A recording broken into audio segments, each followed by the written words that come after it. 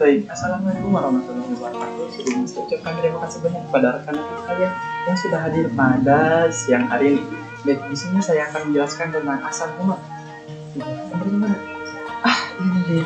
Baik, terima kasih yang sudah hadir pada siang hari ini. Bahkan saya Rangga di Pratama, saya dari Prodi PPB 3A.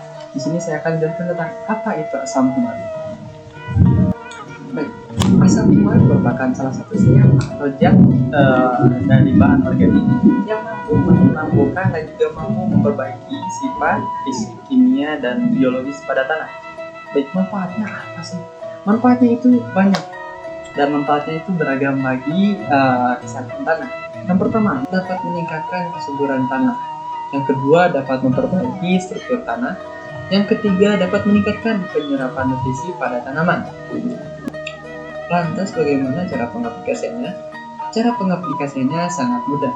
Yang pertama yaitu dengan cara asam umat digunakan dengan cara pengocoran, atau mungkin ibu bapak atau sekalian dapat menggunakannya dengan mencampurkan pupuk yang lain seperti NPK, KR ataupun pupuk kimia yang lain. Lantas bagaimana dosisnya? Dosisnya itu sangat sedikit karena asam umat ini sangat efektif, yaitu bandingannya 1:1. 1:1. Itu 1 gram asam umat dan juga 1 gram per liter air. Sebelumnya, saya di sini bertanya kepada abang, ibu, teteh sekalian tentang apakah tahu apa dampaknya jika salah satu pertanian yang nantinya kerap terjadi ketika penggunaan bahan kimia yang berlebihan. Oke, sebelumnya saya ingin ibu, abang, ibu, bapak, teteh sekalian untuk melihat terlebih dahulu apa yang sudah saya pikirkan sebelumnya setelah kajian saya selama 3 tahun, dan itu mungkin membutuhkan waktu secara revisi dan juga beberapa waktu untuk evaluasi, dan ini adalah hasil saya. Maka itu silakan mengerti. Oke, seperti yang ibu, bapak, teteh lihat sekarang, yang mana tanah kita adalah tanah yang subur. Kenapa bisa disebut tanah yang subur? Karena yang pertama, ibu bisa lihat pada gambar nomor 1. Pada gambar nomor 1 itu unsur komponennya sangat banyak dan juga mikroorganismenya sangat kaya akan mikroorganisme. Kemudian juga belum tercemar oleh bahan-bahan kimia yang lain. Dan juga unsur haranya pas, kalau bisa dibilang itu pas. Kemudian ibu melakukan budidaya. Ini dan juga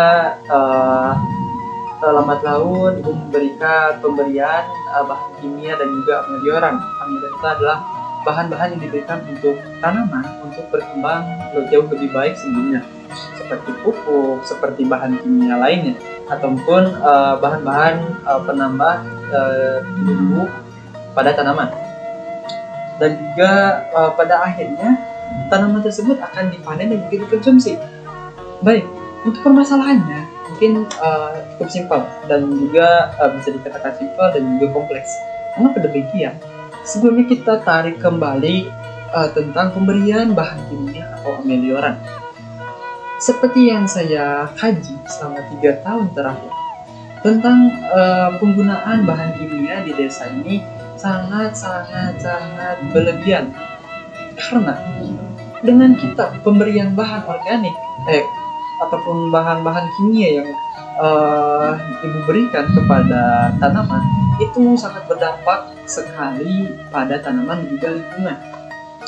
Namun di sini saya akan menarik salah satu kegiatan yang mana mungkin ibu, bapak, dan sekalian itu pernah melakukannya. Saya melihat dan juga saya mengkaji beberapa kegiatan yang mana kegiatan ini sangat harus kita perbaiki, Bu. Mungkin ibu, bapak sekalian pernah merasakan bahwa pada tanaman ibu, bapak, teteh sekalian ingin tumbuh dengan subur, ingin tumbuh dengan cepat, ingin tumbuh dengan bagus, mungkin akan memberikan bahan-bahan kimia, bahan-bahan yang mungkin menurut ibu bapak atau sekalian itu baik bagi tanaman dan juga bagi lingkungan. Namun di satu sisi tidak memperlihatkan atau tidak memperhatikan dosis yang digunakan. Lantas apa dampak yang akan terjadi? Dampak yang akan terjadi akan adanya penumpukan bahan-bahan kimia ataupun unsur hara yang tidak digunakan oleh tanaman dan juga tanah. Maka bisa dilihat pada nomor 3 bahwasanya unsur hara yang berat-berat itu salah itu. Unsur hara yang tidak digunakan akan mengendap di dalam tanah. Lantas bagaimana jika unsur hara tersebut tidak digunakan atau mungkin tidak tidak digunakan dan juga tidak dibutuhkan oleh tanaman dan juga tanah, maka tanah tersebut, unsur hara tersebut akan memendam atau mungkin akan mengendap di dalam tanah, sehingga ketika bahan kimia atau bahan-bahan unsur hara yang tidak digunakan tersebut akan mengendap dan juga akan diam.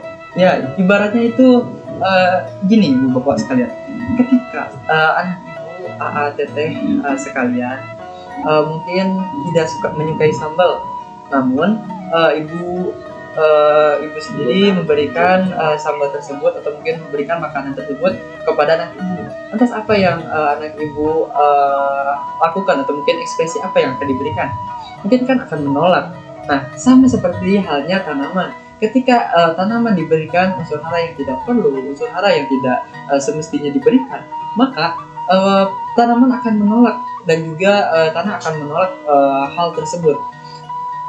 Baik, yang selanjutnya, dampak apa yang akan terjadi ketika salah satu pengendapan bahan-bahan kimia tersebut terjadi? Yang pertama, akan menurunnya fisik atau akan menurunnya kesuburan tanah. Yang pertama tentang fisik, kimia, dan juga biologi.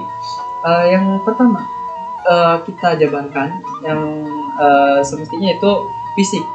Yang mulanya gembur menjadi tidak gembur, kemudian kimia yang mulanya unsur haranya banyak menjadi tidak banyak. Yang ketiga yaitu mikroorganisme ataupun binatang-binatang yang dapat menyuburkan tanah itu berkurang, yang mulanya banyak menjadi berkurang.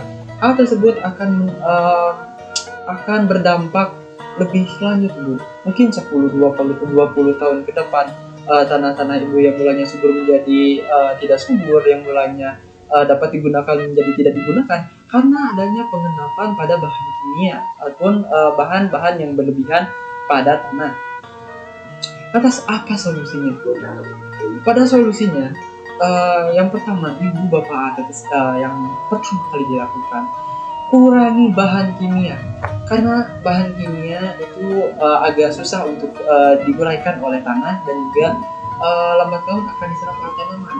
Ketika tanaman tersebut menyerap bahan kimia, lantas tanaman tersebut akan dikonsumsi oleh kita, maka kita pun akan ikut mengkonsumsi apa bahan-bahan atau unsur hara yang ada pada dalam yang sudah diberikan oleh kita dan dimakan kembali oleh kita. Kemudian solusi yang kedua yaitu normalisasi bahan organik. Mengapa demikian? Karena ketika bahan organik dilakukan, ketika bahan organik sudah diberikan kepada tanah, maka kita sebagai manusia harus menghormati atau mungkin harus kembali lagi kepada alam, yang mulanya dari alam kembali ke alam. Yang ketiga yaitu mungkin ketika ibu bapak dan sekalian, ketika tanah-tanah ibu mungkin sudah rusak atau mungkin suatu tanahnya sudah tidak bagus seperti dahulu, maka gunakanlah zat atau mungkin senyawa yang dapat memperbaiki struktur tanah. Nah, disinilah fungsinya. Ketika tanah sudah tidak layak digunakan atau mungkin berkurang kesuburannya, maka perlunya adanya asam fumat untuk pembenah tanah. Maka yang awalnya tadi kita bisa dilihat pada dampak yang diberikan pada kesuburannya, yaitu dapat meningkatkan fisik tanah, meningkatkan kimia tanah dan juga meningkatkan biologi tanah. Maka dari itu, asam urat ini sangat penting digunakan bagi ibu atau sekalian. Mungkin di sini kita belajar bersama, kita saling evaluasi satu sama lain mengenai pentingnya asam urat dan atau mungkin pembenah tanah lainnya. Karena pentingnya kesehatan tanah bagi pertanian kita, yang mana pertanian kita sudah mulai krisis kesehatan tanah. Maka dari itu, bagi kalian yang sudah menonton channel saya, yang sudah menonton video saya, harap untuk menjaga kesehatan tanah, karena kesehatan tanah itu tidak mudah untuk dibenahi kembali.